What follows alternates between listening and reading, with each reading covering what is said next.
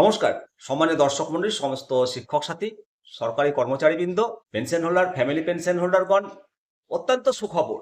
2026-এর 31শে মার্চের মধ্যেই 35 থেকে 50% ডিএ, বকেয়া ডিএর অবশ্য পকেটে আসছে। সুপ্রিম কোর্টের মাননীয় বিচারপতি সঞ্জয় কারোল এবং মাননীয় বিচারপতি প্রশান্ত মিশ্রের বেঞ্চ 25% ডিএ মিটিয়ে দেওয়ার নির্দেশ দিয়েছিল 31শে মার্চের মধ্যেই, সেটাই মিটতে চলেছে। বাকি 75% কবে পাবো? তাহলে 25% 31শে মার্চ 2026-এর মধ্যেই এটা সবার পকেটে আসছে নিশ্চিত। এই রায় ইমপ্লিমেন্ট হচ্ছে। বাকি 75% কিভাবে পাবো, কিভাবে মেটাবে, এই নিয়ে একেবারে আলোচনা তুঙ্গে। বকেয়া ডিএ ইস্যুতে রাজ্য সরকারের ভূমিকার সমালোচনা করছে কর্মচারী সংগঠনগুলো। কনফেডারেশন অফ স্টেট গভর্নমেন্ট এমপ্লয়িজের সাধারণ সম্পাদক মলয় মুখোপাধ্যায় উনি বলেছেন যে রাজ্যের প্রায় 6 লক্ষ সরকারি পদ শূন্য রয়েছে, বিপুল সংখ্যক কর্মচারী নিয়োগ হচ্ছে না, এর ফলে প্রচুর টাকা বাঁচছে এবং বিভিন্ন প্রকল্পে, জনদরদি প্রকল্পে সেগুলো খরচ হচ্ছে।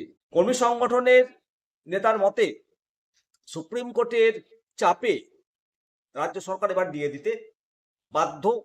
হিসাব অনুসারে 25% বকেয়া ডিএ 31শে মার্চ 2026-এর মধ্যেই সবার পকেটে আসছে।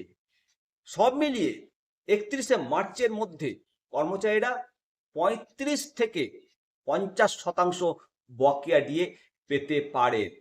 বকেয়া ডিএ মেটানোর জন্য সুপ্রিম কোর্ট যে হাই পাওয়ার কমিটি করেছেন, এই বিষয়ে যাবতীয় সিদ্ধান্ত নেওয়ার জন্য উচ্চ পর্যায়ের কমিটি করে দিয়েছে মাননীয় সুপ্রিম কোর্ট। অবসরপ্রাপ্ত বিচারপতি মাননীয় ইন্দু মালহোত্রার নেতৃত্বে 3 সদস্যের এই কমিটি ঠিক করবে বকেয়া ডিএর বাকি যে 75% সেটা কত কিস্তিতে কিভাবে দেওয়া হবে সেটা। আর সেই চাপ হালকা করতেই 35 থেকে 50% ডিএ 31শে মার্চ 2026-এর মধ্যে আসছে বলেই কর্মচারী সংগঠনের নেতৃত্বরা জানিয়েছে। নিঃসন্দেহে কর্মচারী সংগঠনের শিক্ষকদের এই লড়াইয়ে একটা বিশাল জয় হয়েছে এবং এআইসিপিআই অনুসারে আমরা আগামী দিনে 2026 পর্যন্ত সমস্ত বকেয়া দিয়ে আমরা পাবো এবং রাজ্য সরকার সেটা দেবে, এটা আমরা আশা ভরসা রাখি। প্রিয় দর্শক, প্রিয় সরকারি কর্মচারী বন্ধু এবং শিক্ষক সাথী, অবশ্যই কমেন্ট সেকশনে আপনার মূল্যবান কমেন্ট, মূল্যবান মতামত করবেন। ভালো থাকবেন। জয় হিন্দ, জয় ভারত।